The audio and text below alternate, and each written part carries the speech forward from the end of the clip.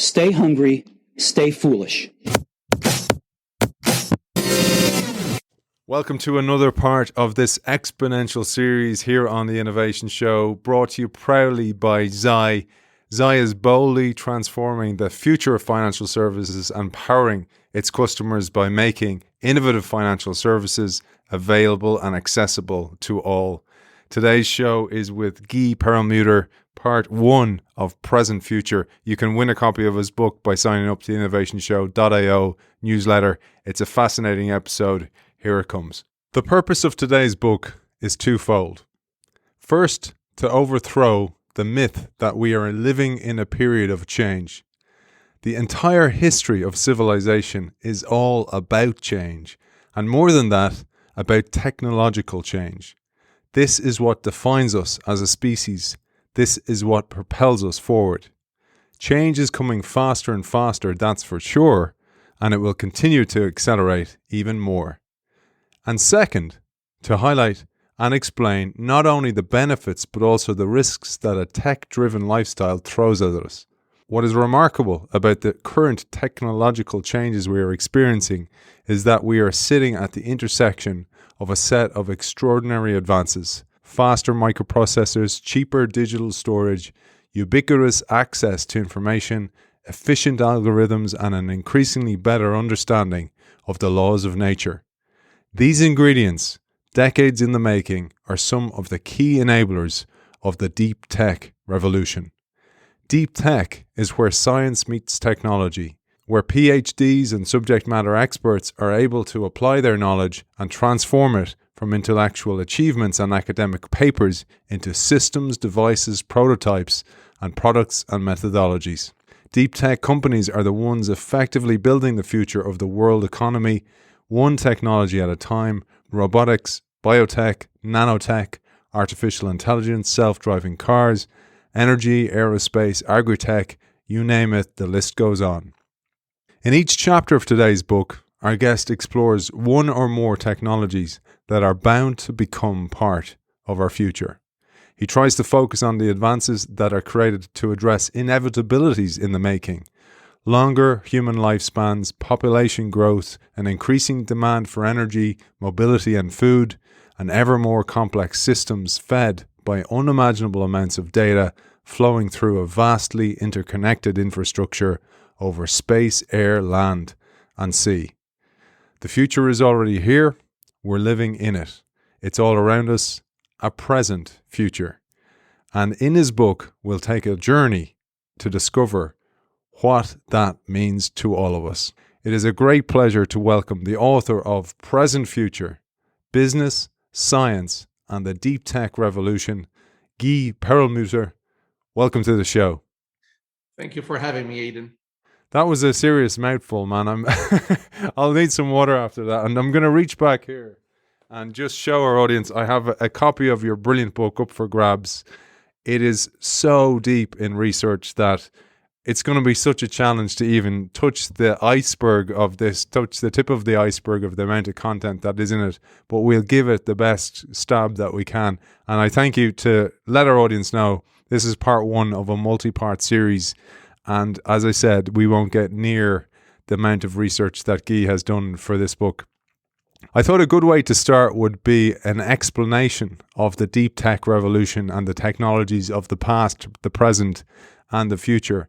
I'll tee you up here with an excerpt and we can take it from there whichever way you like.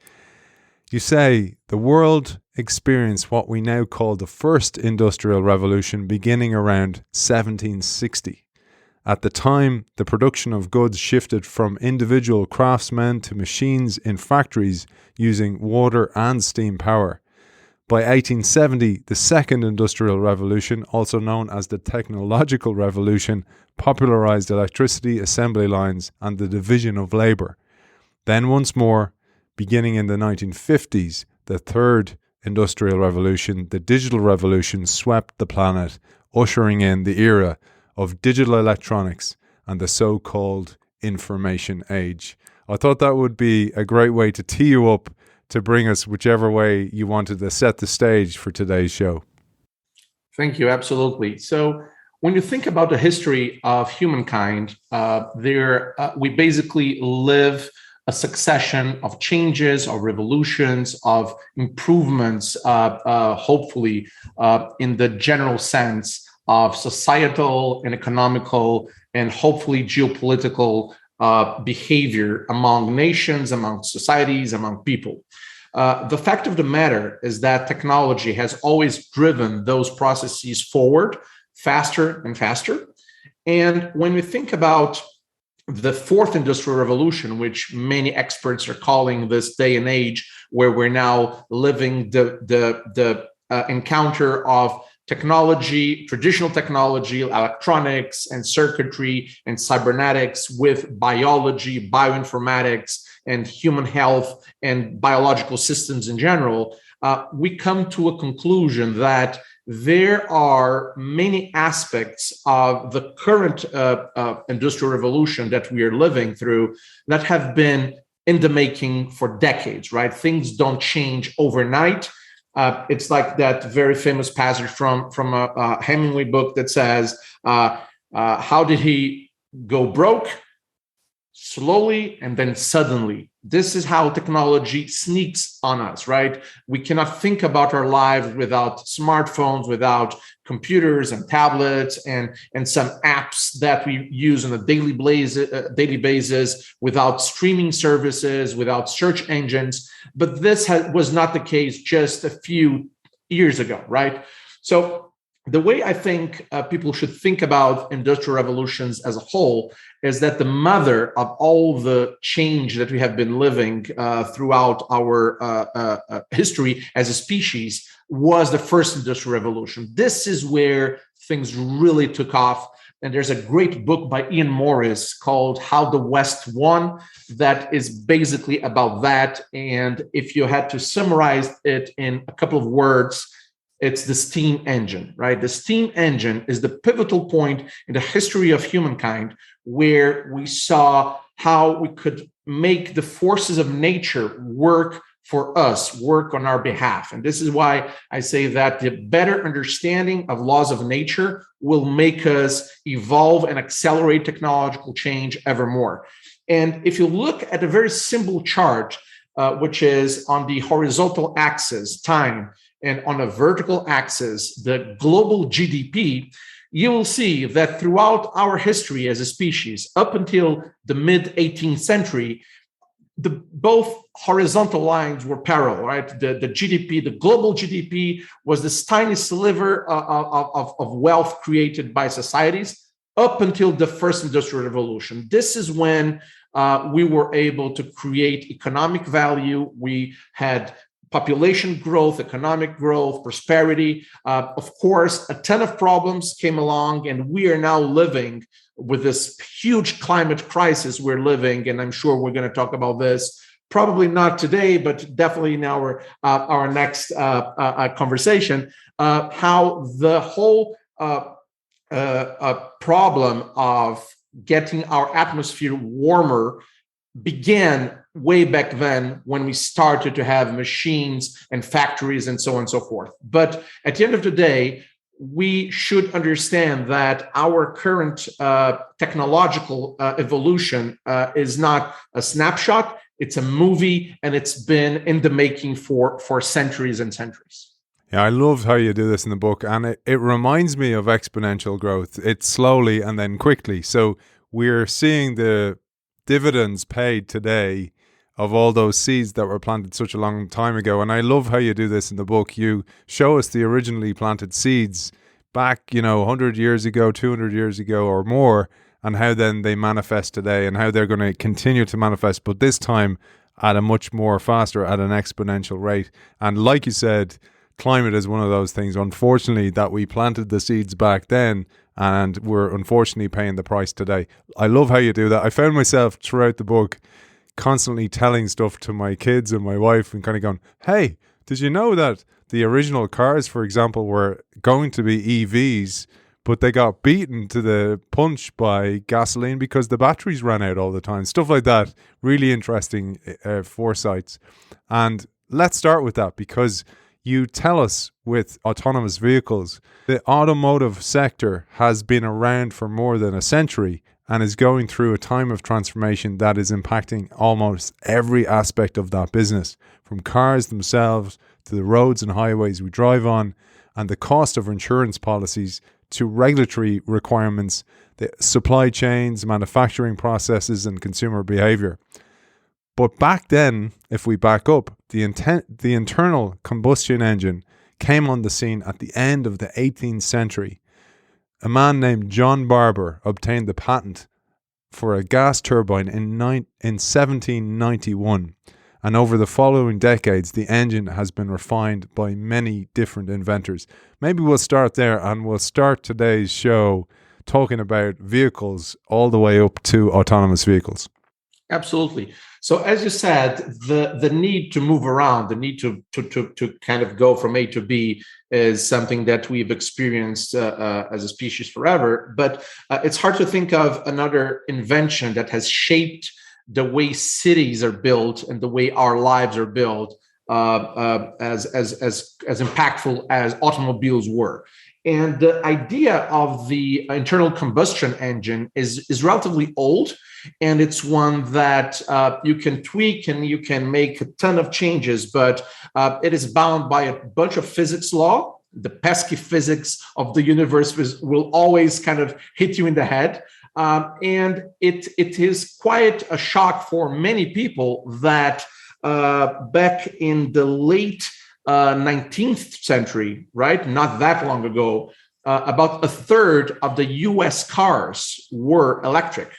Because, as you said, the early days of development of cars were a tug of war between should we go with this internal combustion engine that has so many flaws and so much noise and it's so hard to refuel, or should we go with this electric elegant solution where the noise is relatively little and that can get us from A to B. So there's this famous car developed by a gentleman by the name of Oliver Fritschel, and I'm reading here because I don't want to butcher his name, and he developed a car called the 11-mile Fritschel electric, where he left from Nebraska to New York, driving his little electric car, and he did it in 20 days. He had autonomy for about 100 miles per charge.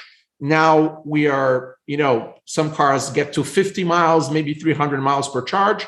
So we of course got better at that. But the fact of the matter is that in the early 20th century, we had a car that could do a very, very, that's like 1,800 miles stretch of road, fully electric. And he even got a store on Fifth Avenue in Manhattan to sell his electric cars. So this is like the grandfather of the Teslas of the world, of the Priuses of the world, and so on and so forth. And to your point, the only reason why we didn't go full electric way back then, it's because this was a time where Texas oil was pretty much seeping through every single hole you drilled on the ground, and it became very inexpensive and very easy. And you had, filling stations all over the country, the US. And then it took us about 70 or 80 years to think, maybe the whole combustion engine thing is not the way to go. Maybe we should rethink electric. And then this has opened up this whole new avenue with batteries, with recycling of materials, with trying to find the most efficient battery. So you'll see this theme coming back over and over and over, how we live in the present future. If you were in the late 19th century, early 20th century, and you saw an electric car, you would say, okay, this is the future, this is crazy. And it took us more than 100 years to get back to where we started. So I find it's fascinating. And this is why I go through those historical tidbits all over the book to try to illustrate to folks that we are always creating the future. We just have to be smart enough and pay attention. One of the things that dawned on me was, if you believe in stuff like quantum realities, or, there's multiple realities at once, I was like only going, I wonder what that reality looks like where we went with electrical vehicles and not with gasoline, because back to your point about the impact on the environment, it was massive and would have avoided things like fracking. Many wars would have been avoided. We won't go down that rabbit hole, but I wanted to highlight here a point that when we look at innovation, oftentimes people, when they're in at the coalface of innovation, those listeners to the show perhaps working in innovation roles, working on products or services, disrupting industries, we tend to look at the invention we have or the new product or service we're trying to bring to market. But we have to look at the entire ecosystem when we're looking at that. And you look at this as part of your investment firm. And you said here that even though cars powered by electricity had many advantages, gas-powered cars were cheaper, and in 1908, Ford introduced the famous Model T, which was half the price of electric cars, and mass production thus took off. That same year, the US inventor Charles Kettering created the electric ignition system, and that eliminated the need for a crank to start the internal combustion engine. Limited access to electricity outside of cities, however, combined with low oil prices, like you said, paved the way for gasoline-powered cars to dominate the market. And I just felt that was important to highlight because it's all the nodes of the network that come together to propel an idea forward. It's not just the idea itself. You're absolutely right, and the cherry on the top of this particular road. And you're right.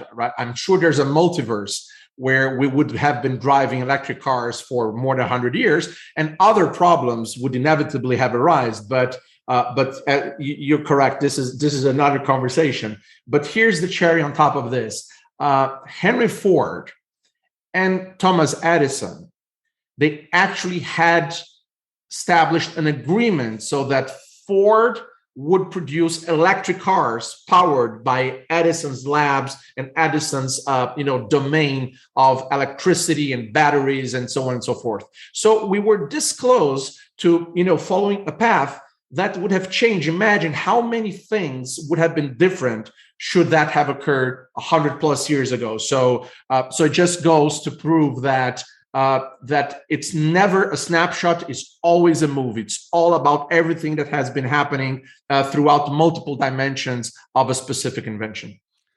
While we're on that point, and I'm not going to stay in the rabbit hole of the multiverse, but on the point of you as an investor, because I find this is really important for people who work in innovation roles, because we get frustrated sometimes and kind of go, why won't you take my great idea? The great example I always use is the QWERTY keyboard, which was designed for typewriters, which is actually designed to slow you down, still prevails and is still on my Mac here in front of me, which is like, why the heck? Why don't I have a Dvorak keyboard or some more ergonomic keyboard?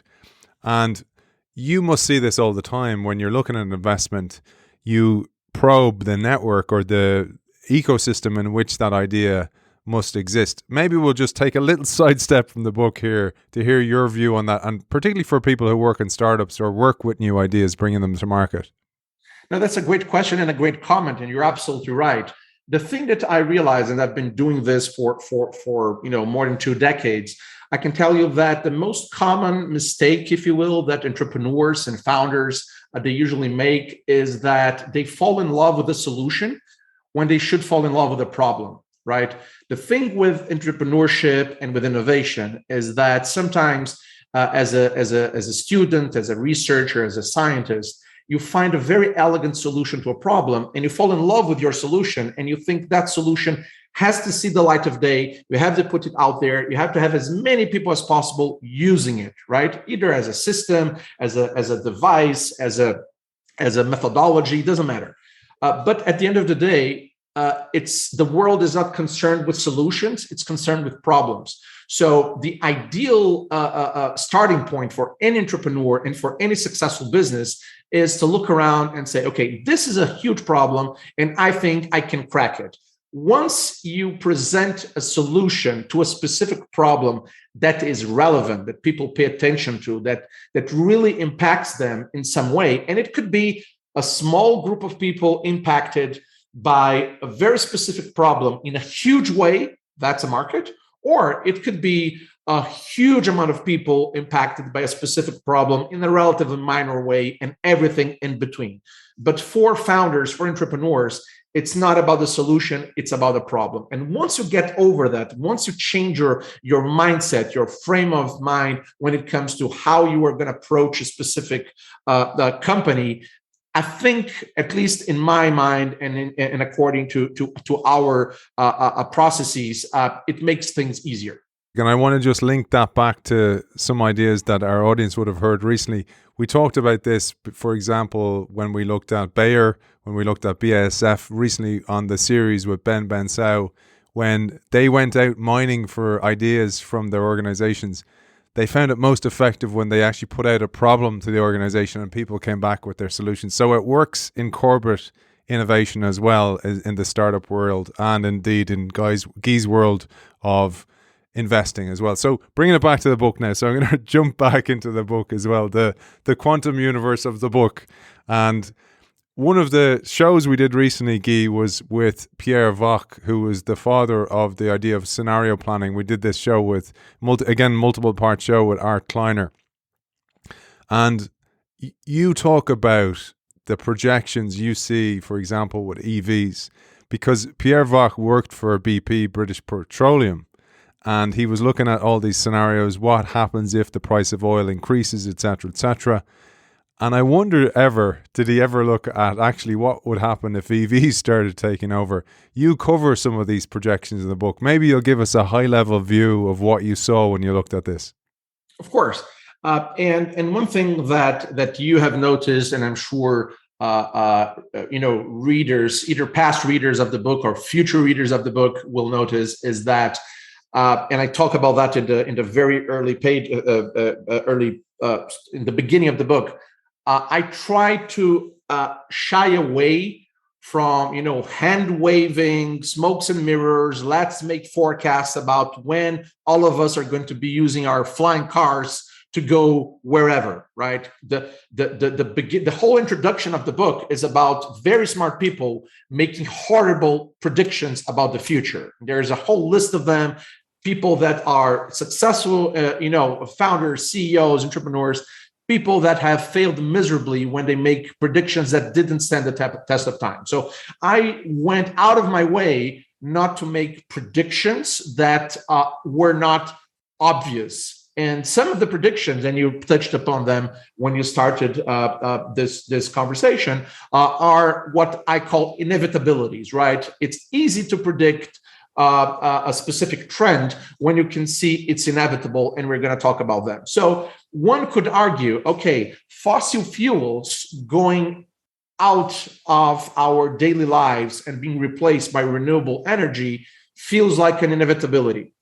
However, every single attempt to put a date on that over time has failed because it's very hard to predict how those changes are going to affect the larger chain of events. So right now, we're living this horrible and dramatic conflict in Europe between Russia, invasion of Ukraine by Russia, which has been creating a chaos in commodities markets and has made, I guess, most of Europe rethink their energetic matrix with their dependencies on gas, natural gas, and of course, fuel, which is a key export from Russia.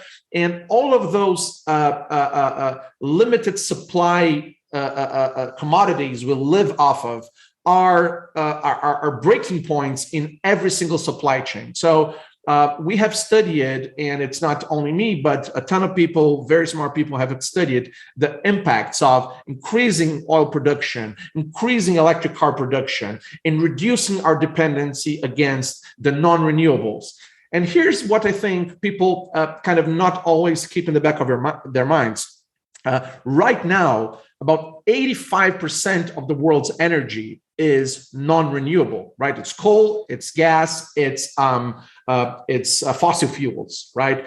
And in another 15 to 20 years, we're hoping that the 80% or the 80 2% is going to go down to 75 or 74. This whole idea that we're going to be able to live off renewable sources in the next decade or so, it is not going to happen, no matter how fast we try to push this. There are limitations on how much land we have to build solar farms, how efficient our batteries are, how we can, harness the power of wind, geothermal, all that is going to be addressed. Technology has been now there's been a lot of money directed into climate tech, into energy-driven startups. That's a very hot area. If you are an entrepreneur, if you are a founder, climate tech now is back with a vengeance after the debacle of the early 2000s. Now they're back with a vengeance. However, to your point, the whole idea that this is going to be easy to spot and to predict is crazy. I mean, look at people who are forecasting the end of the Brent or the barrel of oil, of how this market was going one way but down. And we're now, due to this shock caused by the war, we're now at all-time highs, and the world is scrambling, and gas prices are out of whack everywhere. So I feel that there is a lot of you have to have a lot of humility when you want to make this very bold predictions, but there is a trend, and a lot of European countries have already established a deadline up until when the car manufacturers will be allowed to produce internal combustion engine cars. So we are seeing an irreversible trend from fleets, trucks, cars, medium fleets, large fleets, to go electric. So this revolution is on its way. But the speed with which we're going to see that, the speed with which you and I, we're going to be, seeing most of the cars on the streets electric versus diesel or gasoline or whatever, is something that is very hard to predict. I think the safe thing to say is we have already seen more than enough signs that this is a trend that is not going to go anywhere, but there will be bumps on the road. Pardon my pun, there will be bumps on the road for this transition to occur. I don't know if you saw, there's a brilliant movie, I think it's on Netflix, called Don't Look Up. Have you seen this? Absolutely, yeah. Absolutely. It's about climate change. I certainly derived that as the main message, that there's this asteroid hurtling towards Earth, and along comes some people who actually go, whoa, don't destroy the asteroid well before it becomes close to us. What if we mine the materials off there? And I often think about that as such an amazing metaphor for what happens, because when there's a vested interest in protecting the resource, people will find a way to do it. And in addition, there's a brilliant quote by Upton Sinclair, 1878. He said, he was a novelist and social reformer in the US. He said, "It is difficult to get a man to understand something when his salary depends on him not understanding it." So we see this all the time. People resist because they have a vested interest in resisting. They'll often say, "You're crazy, you're talking crazy here," because they don't want to actually hear the reality of what you're actually saying here. And this is actually a huge challenge behind all these things you're talking about. It was even the case back when EVs could have taken off. There was a huge vested interest in them not, because people would make more money. But anyway, I can't believe we're still only on chapter 1. But let's build on that, because present, future, going more into the future, and actually in the present, it's already here. It's not equally distributed, as William Gibson said. You say in the book, experts predict that autonomous vehicles will be the rule and not the exception over the coming decades. And just like we receive software updates on our cell phones, the software responsible for driving your car will also be remotely updated, as in a Tesla. But apart from security-related concerns, autonomous vehicles mean a whole raft of new considerations, from trolley insurance to the premiums on which insurance companies themselves place on these autonomous vehicles. I thought this is really important, because this goes back to the whole idea is you can't just look at the benefit from the solution. You need to look at the whole ecosystem. And AVs, autonomous vehicles, have a massive, huge, multi-part consideration when you look at that as a product.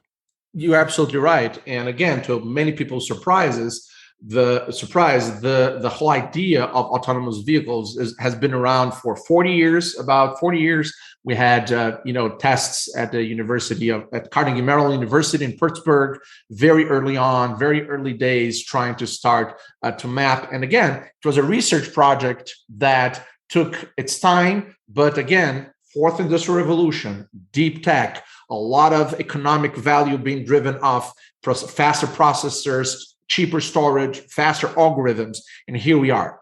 I think a lot of people overestimate how quickly we'll be able to just hop into an autonomous vehicle, leave home, go to work in any weather condition, with any type of things that the nature or the urban environment throws at us. I think we're very far from that, from the level 5, fully autonomous, take me from here to there, regardless of any other factor scenario. That's still ways out of reach. But there are for sure a number of situations where technology is here now that could help us. So gated communities, university campi, industrial settings, government installations, places where there's a very well-defined environment where the machine doesn't have to make a gazillion considerations. There was this fantastic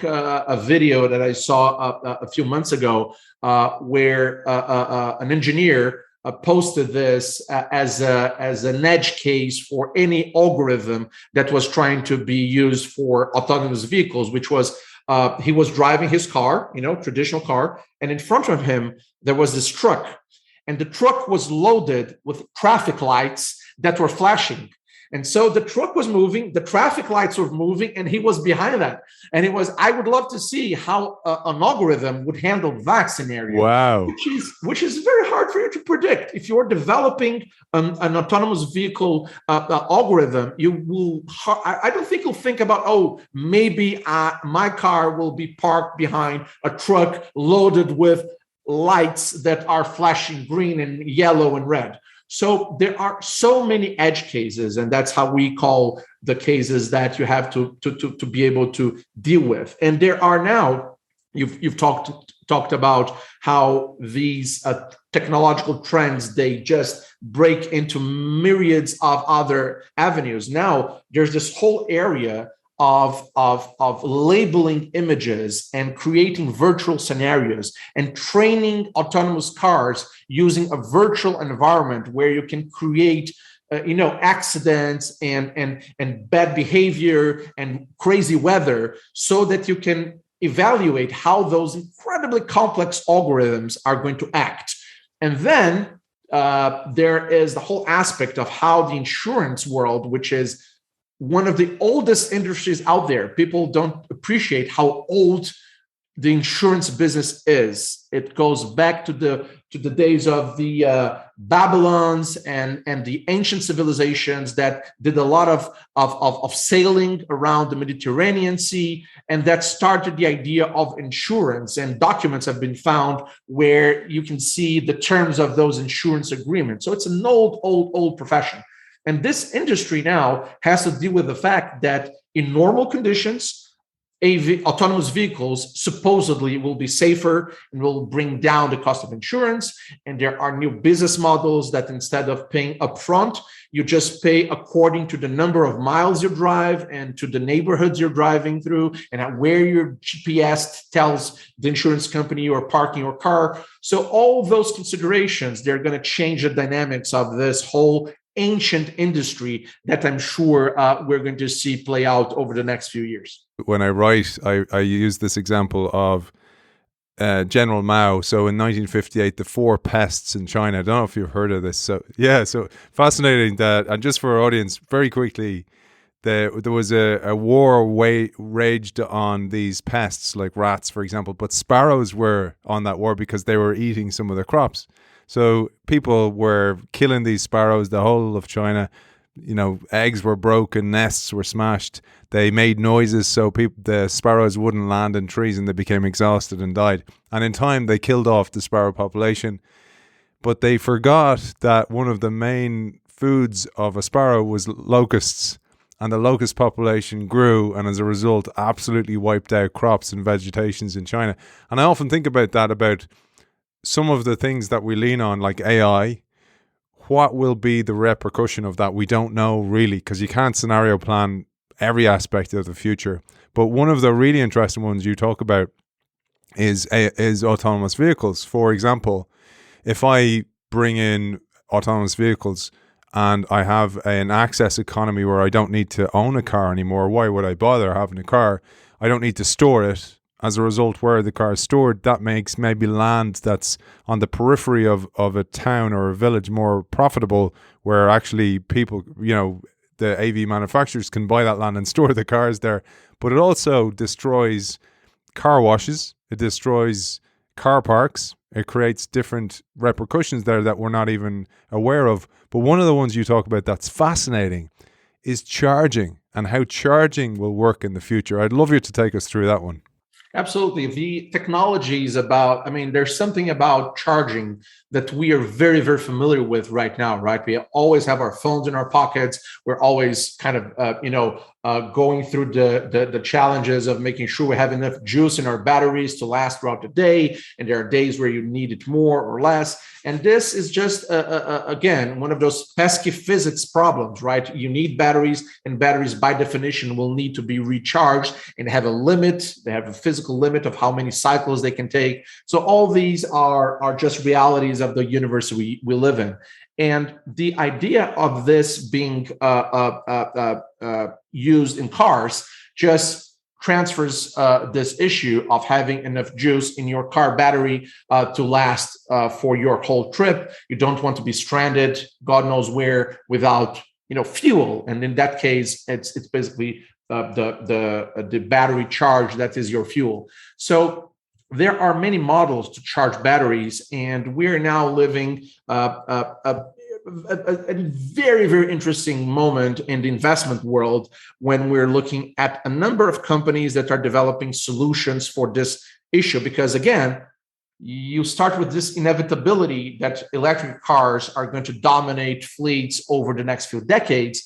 Then you have to think about the repercussions. So how and where are these guys going to be charged, and how fast does the charging process occur? Because right now the technology for many types of batteries is such that you cannot just, like, you go into a gas station, it takes you a handful of minutes and you're good to go. Charging an electric car takes time. There are people working on that to make it faster, to make it smoother. But there are also people looking at very interesting types of technologies that allow you to charge your vehicle or battery using induction, electrical induction, which means that instead of you having to physically plug a cable in your car so that there are electrons flowing into your battery, you ultimately rest on top of a very specific set of coils and electromagnetic fields, and you'll get energy, you'll get charge on a wireless manner that will allow you to go and recharge your battery. So one scenario, and we've seen that, I'm sure most of our audience has already seen that or heard about it, is there are roads that are being built where you will not have your layer of asphalt. Between the asphalt and the ground, there are plates that will charge you as you drive. So you're driving and you're charging, you're driving and you're charging. There are other tests going on where traffic lights in cities are going to be loaded with specific devices that are going to be able to wirelessly send energy to your battery, so that at every traffic light, you'll be able to get a little bit of juice into your battery. So all those are second and third order consequences of the whole EV revolution that I think are changing the landscape and will change, to your point, car parks and car washes and filling stations.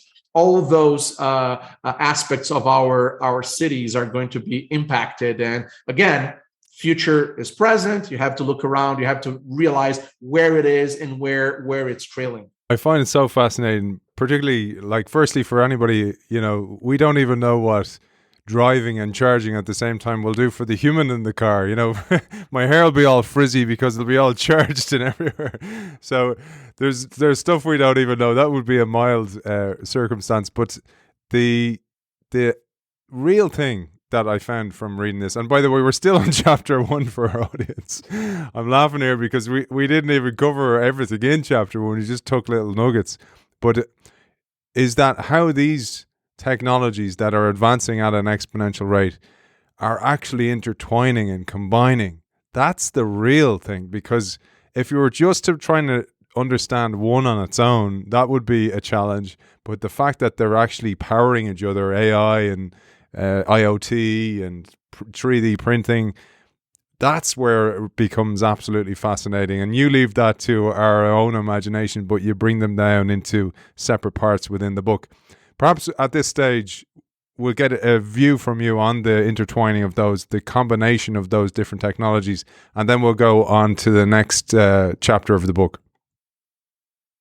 Absolutely. I think it's a fantastic question, and one that is the essence of innovation, right? Because innovation is basically you take stuff that exists and you combine it and you tweak it, and eventually you create a small new layer to it, and bingo, you have a totally new business, a totally new technology. And this is why deep tech is so fascinating to me, and this is why we write about that on a regular basis. It's because right now, access to those core technologies is becoming cheaper and ubiquitous. And now people can look at those and use those and come up with their own solutions and their own ideas. Right now, the access we have to knowledge, to processing power, to storage, to algorithms is such that we can really create stuff quicker and more robustly than ever before. And I'll give you a very practical example. When I did my master's in the mid-1990s, my master's was in computer vision using artificial intelligence. It was very, very early days. And I've developed a system where a camera would focus on an object, and there were specific types of objects that worked with that particular model. And regardless of orientation or size or type, I would be able to recognize that and say, oh, this is a hand, this is a key, this is a disc, or whatever it was. Now, nowadays, you can do that. That took me about 24 months from beginning to end, right? To develop. I wrote papers, I published, I was in conferences. Right now, the very same process that I developed over 24 months, it's like 2 lines of code in a publicly available open source library that is out there in like 30 years, right?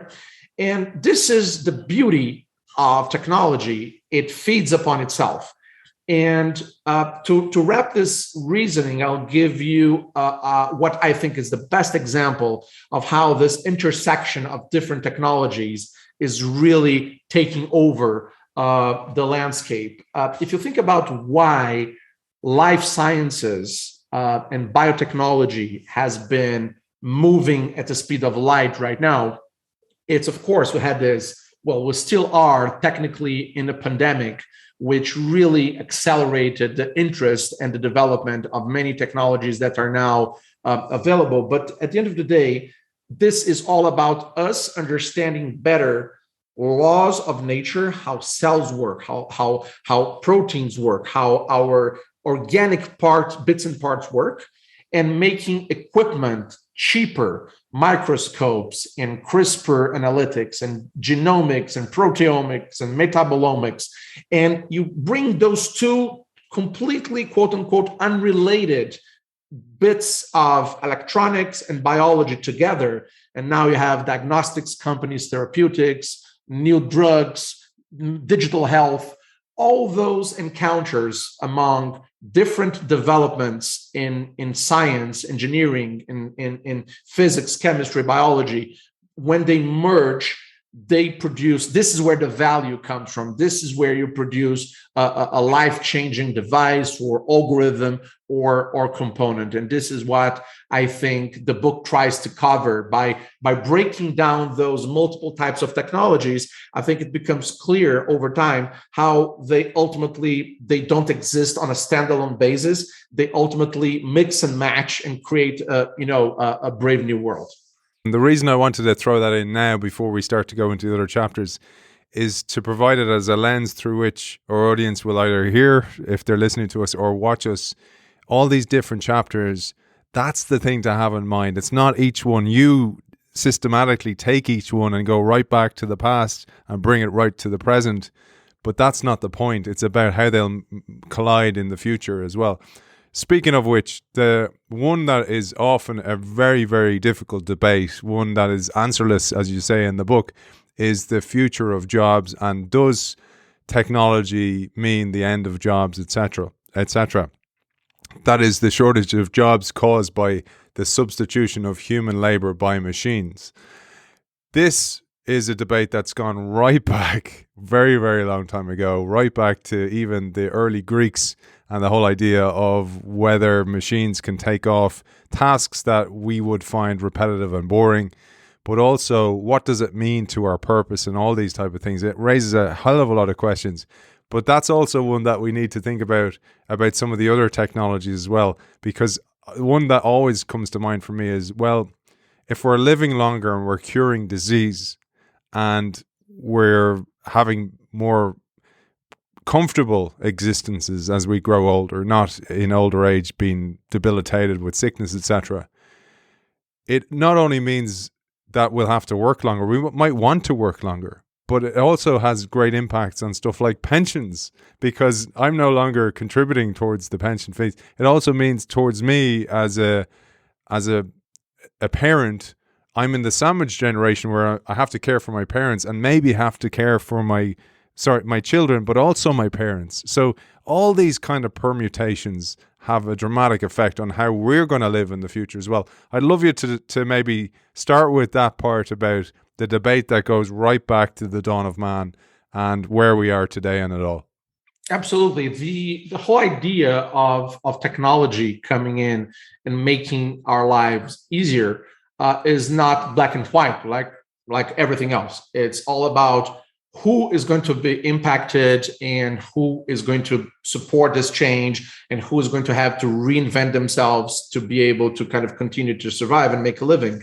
And the fact of the matter is that technology has been creating what is called in the world, what is called the creative destruction. So the technology destroys jobs, but at the same time, it creates new opportunities. And we have, of course, now a bunch of careers that didn't exist like 30 years ago, and that were created because of technology. And I would go out on the limb to say that we're going to see more of that. I think in 5 or 10 or 15 years, we're going to see careers that didn't exist just a couple of years ago, right? And the fact of the matter is that no matter which slice of history you want to cut, you can go, the Industrial Revolution was probably when we first realized that machines were coming for a ton of jobs. That's when the Luddites came to play, and when you had the French workers throwing their sabots into the machines to clog the coils to make sure that no work could be done. That's the origin of the word sabotage. That's the word that now we associate with deliberately breaking something or harming something to make sure that it cannot function. And the common thread up until a few years ago was, okay, I can see how automation takes workers that are not very skilled out of a job, the low end of the job market. But me, I'm a lawyer. Me, I'm a translator. Me, I'm a surgeon. I'm okay. I'm fine. And this is the dramatic change that we are now witnessing, right? And that's what we talk about in the book for throughout this chapter, actually. It's about right now, it's not only the low-end jobs that are going to be potentially replaced, right? You have now machines that can read and write. So ultimately, they can evaluate a legal contract as long as it's not incredibly complex and subtle. It can evaluate it. We have computer vision algorithms evaluating insurance claims. We have real-time translation occurring, those sci-fi devices where you spoke with an alien and you could understand and be understood because there was real-time translation. This is happening now. You can use Skype and speak in English and be heard in German and vice versa. And it's only going to get better because the more data you feed into the system, the better it's going to get.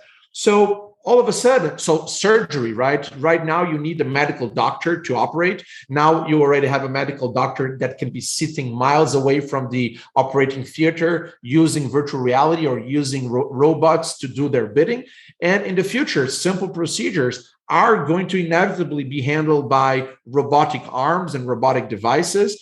And all those careers that we felt that were going to be untouched by technology are now, I think, looking around and say, okay, we are now in a phase where it's not only the mechanization, it's also the cognition and the recognition part of our jobs that is in jeopardy.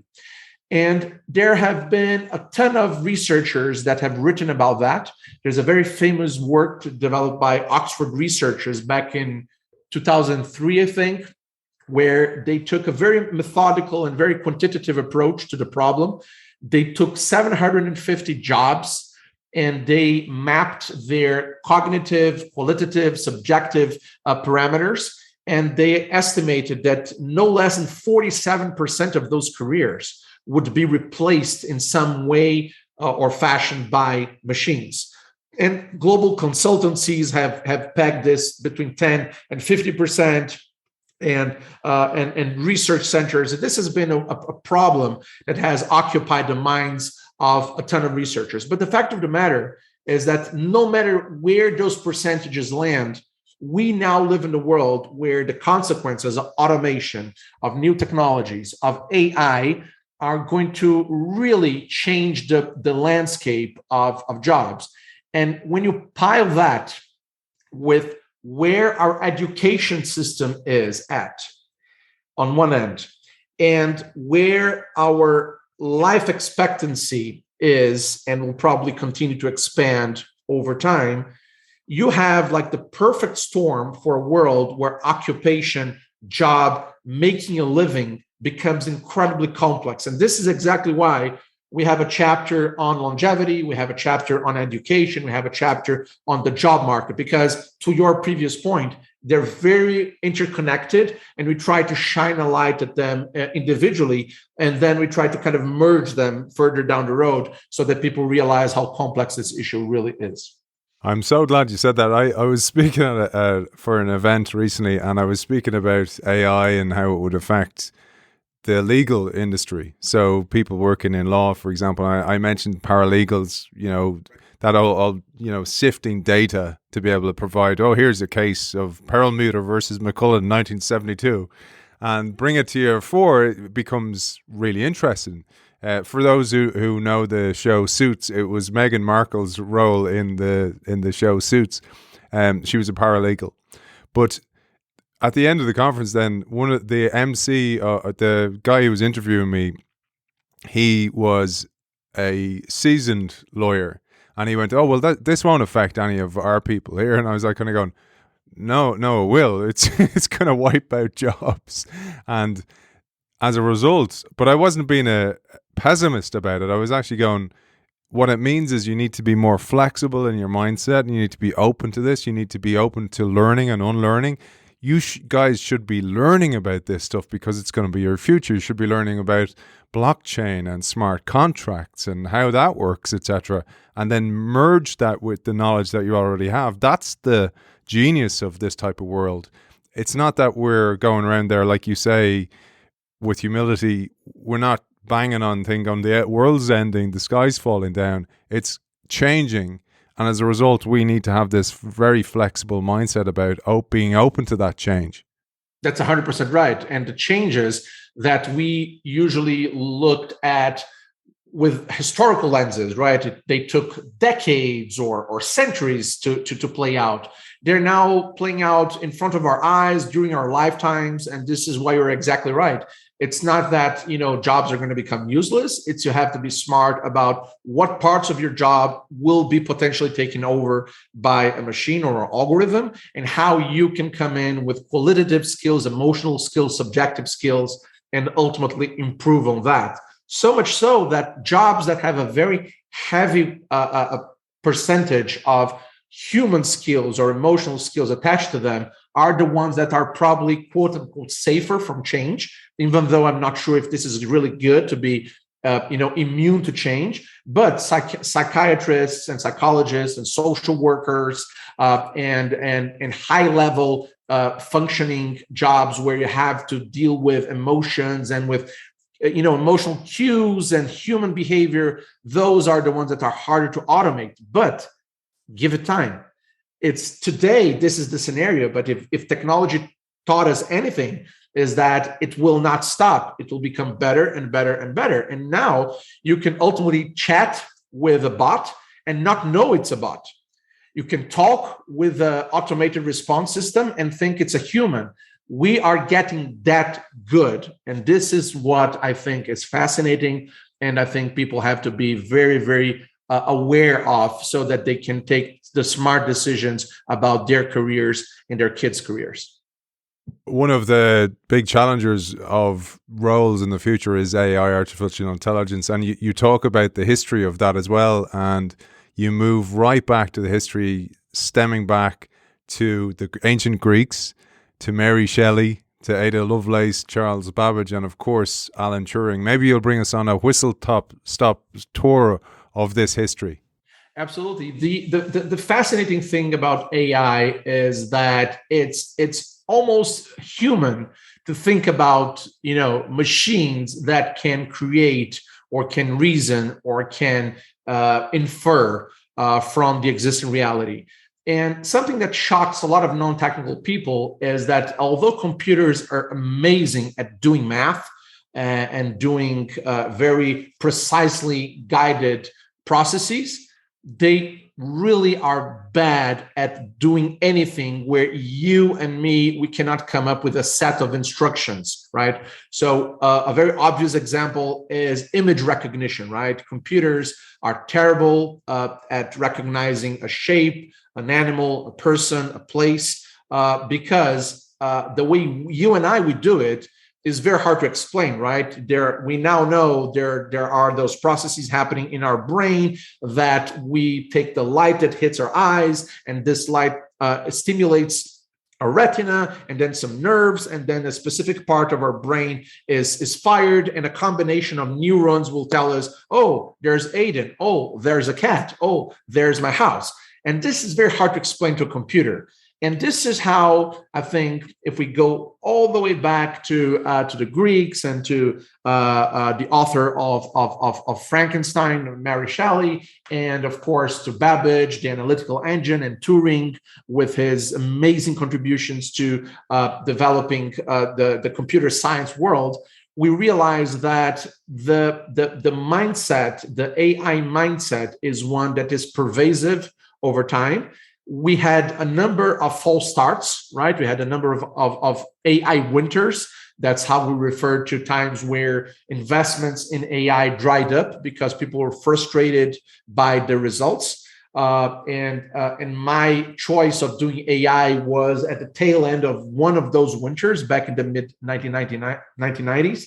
And right now, what we're seeing is this point of no return, where research in AI has exploded, and we have now created so many fascinating algorithms and techniques that allow us now, a machine has better image recognition capabilities than a person.